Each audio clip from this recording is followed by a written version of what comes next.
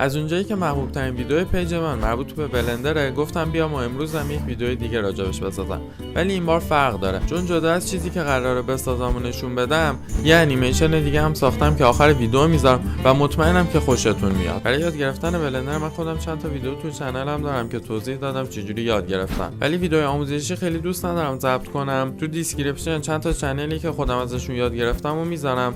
همشون انگلیسی هم، ولی میتونیم با زیرنویس فارسی ببینیم. چون تو یوتیوب فارسی که گشتم کسی رو پیدا نکردم که به خوبی اونا بتونه یاد بده. اگه 3-4 روز وقت بذارین میتونی چیزای ساده مثل اینو بسازین و اگرم بیشتر وقت بذارین میتونی همچین انیمیشنی بسازین.